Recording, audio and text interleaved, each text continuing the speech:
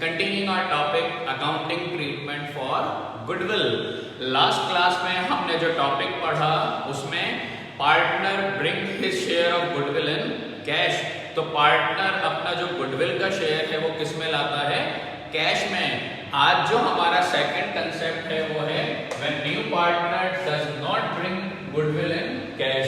तो यहाँ पर न्यू पार्टनर जो है वो अपना जो गुडविल है उसका शेयर कैश में नहीं लाएगा। तो अब हमारी एंट्री में क्या डिफरेंस होगा? पहली एंट्री हमारी जब पार्टनर गुडविल कैश में लाता है तो हम करते हैं cash account debit to goodwill. यहाँ पर गुडविल कैश की फॉर्म में नहीं लाएगा, तो मतलब हमारी जो पहली एंट्री है वो इसमें नहीं होगी क्योंकि गुडविल कैश में नहीं आई। अब जब गुडविल कैश में नहीं आती तो एंट्री किस तरीके से करेंगे? जब गुडविल कैश में आती है तो पहली कैश टू गुडविल, और फिर मैंने आपको सेकेंड एंट्री गुडविल लाते ही कंपल्सरीली क्या बताई थी कि जो न्यू पार्टनर की गुडविल है वो डिस्ट्रीब्यूट कर लेते हैं आपस में। कौन? Sacrificing partner. किस रेशो में? सैक्रिफाइसिंग रेशो में। तो हमारी वो एंट्री कौन सी थी? गुडविल डेबिट, और क्रेडिट किसको किया था हमने? सैक्रिफाइसिंग पार्टनर को। तो गुडविल उसमें डेबिट होती है। किस केस में? जब पार्टनर गुडविल को कैश में लाता है, गुडविल उसमें डेबिट होती है। अब यहाँ पर क्या होगा? गुडविल वो कैश में नहीं लाया तो हमने कैश टू गुडविल वाली एंट्री इसमें नहीं होगी, लेकिन गुडविल लाया तो है न्यू पार्टनर। तो न्यू पार्टनर की जो गुडविल है वो सैक्रिफाइसिंग पार्टनर आपस में डिस्ट्रीब्यूट तो करेंगे। सैक्रिफाइसिंग पार्टनर आपस में डिस्ट्रीब्यूट तो करेंगे ही करेंगे। क्यों? क्योंकि नया पार्टनर जो आया उसको जो रेशो अपना देंगे ओल्ड पार्टनर, तो जो अपना रेशो सैक्रिफाइस करेंगे, तो जिस रेशो में सैक्रिफाइस करेंगे उस रेशो में वो न्यू पार्टनर की गुडविल तो लेंगे। लेकिन डिफरेंस क्या होगा यहाँ पर? हम वैसे डेबिट किसको करते थे यहाँ पर? गुडविल को। तो गुडविल को हम करते थे डेबिट। किस केस में? गुडविल डिस्ट्रीब्यूट करने की एंट्री में अमंग सैक्रिफाइसिंग पार्टनर। जब वो गुडविल कैश में लाता था तो हम किसको डेबिट करते थे? गुडविल को। यहाँ पे सिर्फ एक चेंज होगा, गुडविल को डेबिट ना करके, गुडविल को डेबिट ना करके जो भी हमारा न्यू पार्टनर होगा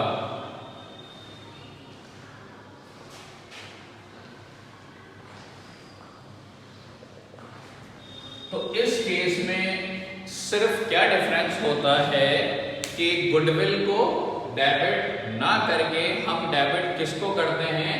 जो न्यू पार्टनर है उसके करंट अकाउंट को। अब हम कैपिटल अकाउंट की जगह करंट अकाउंट को डेबिट करते हैं। क्यों?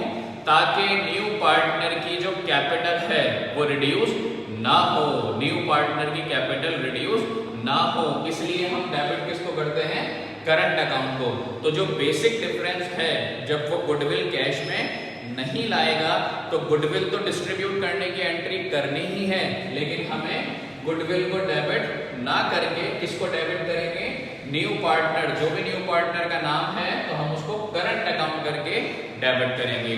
क्रेडिट में वही आएगा to sacrificing partners capital account. Distribute वैसे ही होगी किस रेशो में? सैक्रिफाइस रेशो में। बस जो बेसिक डिफरेंस है वो ये है, गुडविल डेबिट ना करके न्यू पार्टनर के करंट अकाउंट को डेबिट किया जाता है, और new partners current account debited instead of capital account. क्यों?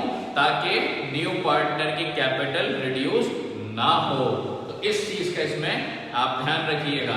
अब इस एंट्री से रिलेटेड मैं आपको क्वेश्चन बता रहा हूं।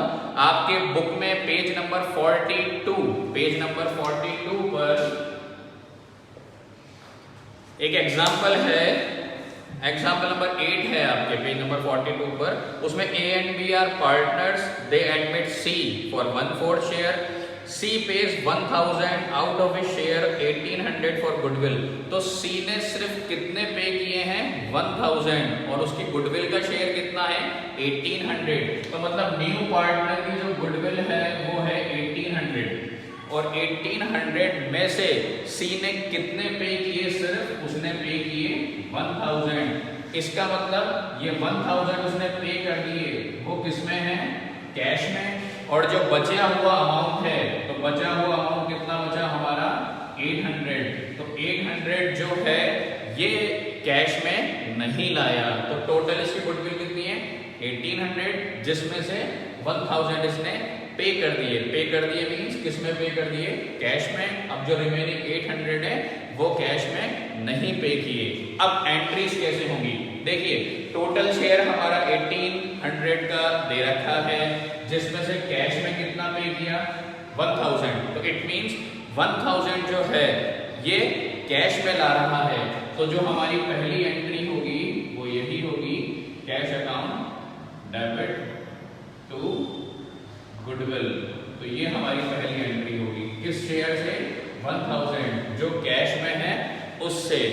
अब सेकंड एंट्री हम क्या करते हैं, गुडविल लाया, डिस्ट्रीब्यूट होगी ही होगी, तो डिस्ट्रीब्यूट करने की एंट्री हम क्या करते हैं, गुडविल अकाउंट डेबिट, और क्रेडिट किसको हम करते हैं, सैक्रिफाइसिंग पार्टनर। तो सैक्रिफाइसिंग पार्टनर हमारे ए और बी, तो यहां पर 2 A's कैपिटल अकाउंट और 2 B's कैपिटल अकाउंट। अब ये एंट्री तो हम पढ़ चुके लास्ट क्लास में, गुडविल कैश में लाया, कितने लाया 1000, तो ये है। अब एक जो गुडविल है he doesn't bring in cash, वो कितनी है 800, तो वो भी हमें डिस्ट्रीब्यूट करनी है। तो हम एक ही एंट्री करेंगे, कंपाउंड एंट्री, दोनों को अलग अलग डिस्ट्रीब्यूट नहीं करेंगे, हम एक ही एंट्री करेंगे, क्योंकि दोनों चीजें चाहे कैश में हो या कैश में ना हो, दोनों सैक्रिफाइसिंग पार्टनर में बढ़ती हैं। रेशो भी कौन सा होता है, सैक्रिफाइसिंग, तो इसीलिए हम इसमें करेंगे। जब गुडविल कैश में होती है तो हम डेबिट किसको करते हैं, गुडविल को। कैश में नहीं होती तो न्यू पार्टनर के करंट को डेबिट करते हैं। तो यहीं पर लिख देंगे हम न्यू पार्टनर कौन है, सी, तो यहां पर आ जाएगा सी इज करंट अकाउंट डेबिट, और इसका अमाउंट कितना है 800। अब ये हमारी जो गुडविल कैश में है वो 1000 और जो कैश में नहीं है वो 800। अब टोटल गुडविल कितनी हो गई 1800, वो हमारे कौन से रेशो में बढ़ जाएगी, सैक्रिफाइस रेशो में। सैक्रिफाइस रेशो की कंडीशंस मैं आपको बता चुका किस तरीके से होंगी। हमारे इस क्वेश्चन में न्यू रेशो गिवन नहीं है, न्यू रेशो गिवन नहीं है, और सी का शेयर 1/4 है। ये अपना शेयर कैसे ले रहा है, ओल्ड पार्टनर से, ये भी गिवन नहीं है। तो इस केस में मैंने आपको सैक्रिफाइस रेशो क्या बताया था, जो ओल्ड रेशो होता है वही सैक्रिफाइस रेशो होता है। तो ओल्ड रेशो पार्टनर्स का गिवन नहीं है, इन द एब्सेंस क्या मानते हैं हम, इक्वली। तो सैक्रिफाइस रेशो क्या होगा यहाँ पर, इक्वली। तो जो गुडविल डिस्ट्रीब्यूट होगी दोनों पार्टनर में वो 900 और 900 ये डिस्ट्रीब्यूट हो जाएगी। तो इस तरीके से करते हैं, ध्यान रखिएगा। अब क्वेश्चन में जैसे इसने हमें दोनों मिक्सअप दे दिए कि गुडविल कैश में भी है और नहीं भी है, तो ऐसा भी क्वेश्चन आ सकता है और ऐसा भी क्वेश्चन आ सकता है जो हम कर चुके, सिर्फ गुडविल कैश में है, या पूरा पूरा ऐसा भी आ सकता है कि गुडविल कैश में नहीं है, अलग भी आ सकता है, और जो ये मिक्स है ऐसे भी आ सकता है। बस आप ये ध्यान रखिएगा, कैश की फॉर्म में है तो गुडविल को डेबिट करेंगे, और कैश की फॉर्म में नहीं लाता तो न्यू पार्टनर के करंट अकाउंट को डेबिट करेंगे। डिस्ट्रीब्यूट जो होगी वो कंपलसरी है, होना ही है, और सैक्रिफाइसिंग पार्टनर में ही होगी, और रेशो भी कौन सा होगा, सैक्रिफाइसिंग ही होगा। तो इसमें इस चीज का ध्यान रखिएगा। एक एंट्री इसमें और दे रखी है, goodwill already appear in the book 6000, already appear. Already appear की एंट्री मैं आपको बता चुका पहले ही फर्स्ट क्लास में, और ऑलरेडी अपीयर की एंट्री क्या होती है हमारी, old partners capital account debit. Old partner कौन है, ए और बी, और क्रेडिट किसको करते हैं हम, टू गुडविल।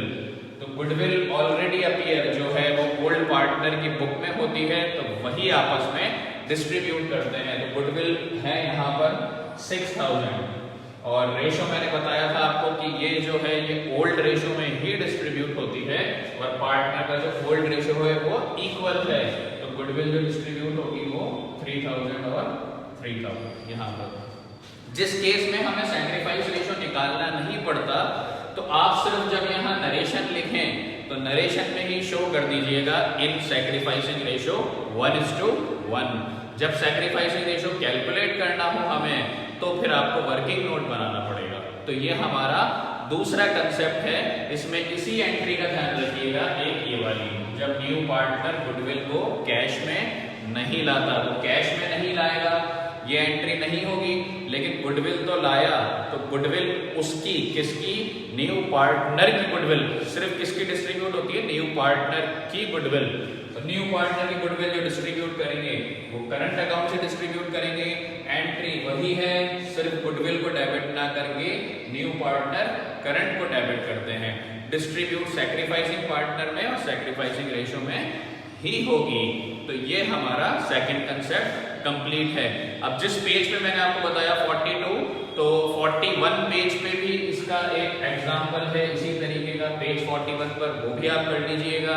और न्यूमेरिकल में भी आप देखेंगे तो वहां भी इस कंसेप्ट का क्वेश्चन मिलेगा, तो इसको भी आप कंप्लीट करके रखिएगा। नेक्स्ट क्लास में हम इसका नेक्स्ट कंसेप्ट नंबर 3 डिस्कस करेंगे।